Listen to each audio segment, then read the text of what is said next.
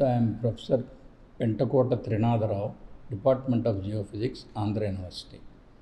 Okay, ఈరోజు ఈ Andhraprabha channel గురించి వచ్చారు. భూకంపాల గురించి చెప్పమంటున్నారు. రైట్. మన ప్రపంచంలో భూకంపాలు అత్యధిక స్థలాల్లో ఏర్పడుతుంటాయి. దీనికి కారణం ఏంటంటే భూకంపాలు ప్రధానంగా ఈ టెక్టానిక్ ప్లేట్స్ అంటారు. ఆ ప్లేట్ల యొక్క అంటే భూమి ఒక అంతర్భాగాన్ని కానీ మనం చూస్తే భూమి 0 to 50 కిలోమీటర్స్ దాన్ని ఏమంటారంటే క్రస్ట్ అని అంటారు. ఆ తర్వాత 50 కిలోమీటర్ నుంచి లోపలికి 3000 కిలోమీటర్స్ వరకును మ్యాంటిల్ అనేది భాగం. మ్యాంటిల్ తర్వాత 6600 కిలోమీటర్ల వరకు కూడా, అంటే 3000 నుంచి 6600 కిలోమీటర్ల వరకు కోర్ అనే భాగం అంటారు. ఈ కోర్ను మళ్ళీ 2 రకాలుగా విభజించారు, inner core and outer core. So ఇక్కడ ఏంటంటే మనకి భూకంపాలు ఎక్కువ శాతం అంతా కూడా ఈ క్రస్ట్లోను మాత్రమే, ఎర్త్ తాలూకా అంటే భూమి యొక్క క్రస్ట్ అంటే 0 to 50 కిలోమీటర్స్ డెప్త్ లోపల మాత్రమే ఏర్పడడానికి అవకాశం ఉంటుంది. ఎందువల్లంటే ఈ క్రస్ట్ అనేది భూమి ఉపరితలము, ఈ ఉపరితలము కొన్ని భాగాలుగా విభజించారు, విడిపోయి ఉన్నాయన్నమాట. అవి ఎటువంటి భాగాలంటే ప్లేట్స్ అంటారు దాన్ని. Eurasian plate, African plate, Antarctica plate, Indo Australia plate, ఇట్లాగా మొత్తము 7-8 ప్లేట్ల కింద దీన్ని విభజించాం. ఈ ప్లేట్లు ఏంటంటే ప్రతి సంవత్సరం కూడా కొద్దిగా కొన్ని మిల్లీమీటర్, సుమారుగా ఒక 8 మిల్లీమీటర్ నుంచి 10 మిల్లీమీటర్స్ వరకు కదులుతూనే ఉంటాయి.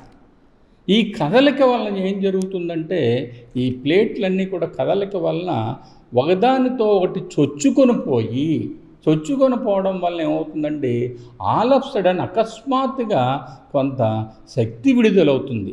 ఆ శక్తి ఏ విధంగా వస్తుందంటే తరంగాల రూపంలో వస్తుంది. తరంగం అంటే ఏంటంటే డిస్టర్బెన్స్ ఆఫ్ ద మీడియం. మన యానకం అని అనుకుంటే ఆ యానకంని డిస్టర్బ్ చేస్తే కొన్ని తరంగాలు వస్తాయి. అట్లా ఇక్కడ ఏంటంటే భూమి ఈ పొరలన్నీ కూడా డిస్టర్బ్ అయ్యాయి. ఈ డిస్టర్బ్ అవడం వల్ల ఏంటంటే అది శక్తి రూపంలో విడుదలవుతుంది. ఈ శక్తినే సైస్మిక్ తరంగాల రూపంలో భూమి ఉపరితలానికి వస్తాయి. మరి ఈ తరంగాల రూపంలో ఎలాగ వస్తుందంటే ఇక్కడ చూడండి, మనం ఒక స్కేల్, ఒక తీవ్రత ఉంటుందన్నమాట. ఇది రిక్టర్ అనే శాస్త్రవేత్త ఒక స్కేల్ని ప్రామాణికంగా తీసుకున్నారు. ఆ స్కేల్ ఏంటంటే సపోజ్ 2.5 వరకు రిక్టర్ స్కేల్ మీద మనకు చూపించింది. అంటే సైస్మోగ్రాఫ్ అని ఒక ఇన్స్ట్రుమెంట్. ఆ ఇన్స్ట్రుమెంట్లోనూ ఒక లోలకం ఉంటుంది. దాని ద్వారా మనకి సైస్మిక్ లైన్స్ ఏర్పడతాయి. ఆ లైన్స్ని బట్టి ఎంత ఇంటెన్సిటీ అనేది తీవ్రత ఎంత ఉండదని తెలుస్తుందన్నమాట.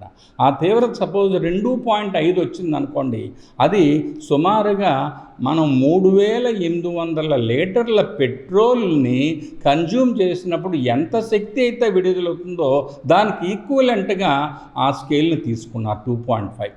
అట్లాగా మొన్న వచ్చిన భూమి ఎర్త్క్వేకు, ఏది మన మయన్మార్ ఎర్త్క్వేకు, థాయిలాండ్ ఎర్త్క్వేకు 7.7 అంటే దానికి తగ్గట్టుగా తీవ్రత చాలా ఎక్కువ. సో చాలా విస్ఫోటన కలిగించే తీవ్రత గల ఇది భూకంపం అన్నమాట. దీనివలన 11,400 లీటర్ల పెట్రోల్ని కన్జ్యూమ్ చేస్తే ఎంతైతే శక్తి వస్తుందో అంత శక్తి అక్కడ విడుదలైంది. ఆ విడుదల అవ్వడం వల్ల ఏం జరుగుతుందంటే సైస్మిక తరంగాల రూపంలోనూ భూమి ఉపరితలానికి వచ్చి ఈ భూమిపైన ఉండే ఈ ఆకాశ హార్మ్యాలు అంటే బిల్డింగ్స్, టవర్స్ అన్నీ కూడా కూలిపోవడానికి అవకాశం ఏర్పడుతుంది. ఎందుకంటే ఇది తీవ్రత, అత్యధికమైన తీవ్రత గల ఈ ఎర్త్క్వేక్ భూకంపం అన్నమాట. సో ఇటువంటి భూకంపాలు అనేకమైన వస్తుంటాయి. కానీ ఎప్పుడు కూడా భూకంపం అంటే ఒక్కసారి అగ్ని పర్వతాలు పేలడం వలన, ఒకసారి మన ప్రాజెక్ట్స్లో ఉన్నాయి, నీటి నిల్వ ఉంచుతున్నాము. నీటి నిల్వ ఉంచడం వలన ఆ నీటిని చాలా అధిక ద్రవ్యరాశి గల నీటిని ఎక్కువ కాలం నిల్వ ఉంచడం వలన ప్రాజెక్టులో అక్కడ ఈ జియలాజికల్ స్ట్రక్చర్ అంతా కూడా మారిపోయి అక్కడ కంపనాలు ఏర్పడతాయి. ఈ కంపనాలు ఏర్పడడం వల్ల కూడా భూమి కంపించి ఆ విధంగా కూడా భూకంపం రావడానికి అవకాశం ఉంటుంది. కాబట్టి భూకంపాలు ఇక్కడ ఒక రకంగాను ప్రకృతి వైపరీత్యమే. అది మనము ఎప్పుడు వస్తుంది అనేది చెప్పలేము. ఎందుకంటే ప్రస్తుతానికి ఎటువంటి పరికరము కూడా లేదు.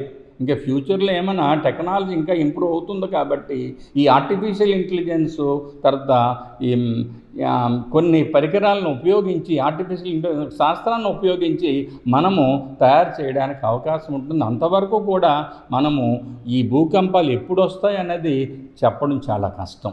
కాకపోతే ఈ భూకంపాలు వచ్చినప్పుడు జాగ్రత్తలు మాత్రం మనం తీసుకోవాలి. అది రాకుండా ఉండడానికి లేదా వచ్చిన తర్వాత ప్రాణ నష్టము ఆస్తి నష్టము కలగకుండా ఉండడానికి ఏంటంటే, ఉదాహరణకి మన జపాన్ వాళ్ళు చూస్తుంది. జపాన్లో ఇళ్ల నిర్మాణము ఈ భూకంపాల తీవ్రతకు తట్టుకునే విధంగానూ తయారు చేస్తారు అక్కడ. ఇక్కడ మన భారతదేశంలో అటువంటి చాలా తక్కువ. అందువలన మన భారతదేశానికి కానీ భూకంపము తీవ్రమైన భూకంపం వచ్చిందంటే ప్రాణ నష్టము ఉంటుంది, ఆస్తి నష్టము కూడా ఎక్కువగా ఉంటుంది. సో జపాన్లోనూ ఆ టెక్నాలజీ వాళ్ళు చూసుకున్నారు. ఎందుకంటే చాలా డెప్త్కి వెళ్తారు. ఇక్కడ భూకంపాలు కూడా ఏంటంటే, మొన్న వచ్చిన భూకంపము భూమి ఉపరితలము నుంచి 10 కిలోమీటర్ల లోపల కేంద్రకము ఉంది. ఈ 10 కిలోమీటర్ల నుంచి అంటే సుమారుగా ఈ 10 కిలోమీటర్ల లోతు నుంచి తరంగాలు ఉద్భవించి ఆ తరంగాలన్నీ కూడా భూమి తలానికి వచ్చేసాయి. వచ్చడం వల్ల ఏమవుతుందంటే, అక్కడ థాయిలాండ్లో ఉండే ఈ 30 అంతస్తుల బిల్డింగు, అలాగే మయన్మార్లో ఉండే బిల్డింగులు అన్నీ కూడా కూలిపోయాయి అన్నమాట. ఎందువల్ల అంటే ఇక్కడ వాటి యొక్క ఫౌండేషన్ కానీ చూస్తే అంత డెప్త్కి వెళ్ళలేదు వాళ్ళు. ఆ నిర్మాణంలో లోపం ఉంది. ఆ నిర్మాణంలో లోపము అంటే మన భూకంపానికి తీవ్రతను తట్టుకునే విధంగా నిర్మాణాలను కానీ మనం తీసుకుంటే ఈ భూకంపాల వలన కొద్దిగానే సరే మనము ప్రాణ నష్టాన్ని తగ్గించవచ్చని నా అభిప్రాయం అండి. సో ఇంకా భూకంపాలు అనేవి ప్రపంచం మొత్తం మీద వస్తుంటాయి. ఆ ప్రపంచం మొత్తం మీద వస్తున్నప్పుడు తప్పనిసరిగా ప్రాణ నష్టం ఉంటుంది, ఆస్తి నష్టం ఉంటుంది. ఇంకా దాన్ని మనము ఇది ప్రకృతి వైపరీత్యమే, మనం కంట్రోల్ చేయలేము. కాబట్టి ఇక్కడ ముఖ్యంగాను ఈ టెక్టానిక్ ప్లేట్స్ ఒకదానికొకటి గుద్దుకోవడం వలన, ఈ కదలిక వలన ఒకదానిపై ఒకటి ఏర్పడి కొంత ఒత్తిడి ఏర్పడుతుందన్నమాట. ఆ ఒత్తిడే శక్తి రూపంలోనూ స్ట్రెస్ ఏర్పడి ఆ ఫాల్ట్ లైన్ అంటామాట దీన్ని. ఫాల్ట్లు అంటే సబ్డక్షన్ జోన్లోనూ ఒక ఫాల్ట్ లైన్ కింద ఏర్పడి ఆ ఫాల్ట్ లైన్ నుంచి మనకు శక్తి వచ్చేస్తుంది.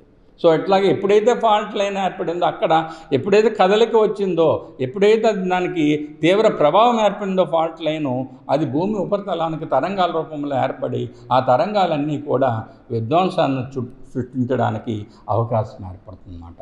ఇది కాబట్టి మనం సాయశక్తులా ప్రయత్నించడం అంటే ఏంటంటే, భూకంపాలు తప్పనిసరిగా వస్తుంటాయి, కానీ అది ఎప్పుడు వస్తాయో మనం చెప్పలేము. కానీ జాగ్రత్తలు మాత్రం మనం తీసుకోవాలి. ఈ ప్రకృతి వైపరీత్యం వచ్చినప్పుడు మనం చాలా జాగ్రత్తగా అంటే టవర్స్ నుంచి వెంటనే కిందకి దిగిపోయి చాలా దూరం పరిగెట్టి దూరంగాను అంటే నేలపైన చదును నేలపైన ఉండడానికి ప్రయత్నించాలి. అంతేకాని ఎత్తు ఉండే స్థలంలోనూ మాత్రం ఉండడానికి మంచిది కాదు. ఇదండి భూకంపాల గురించి.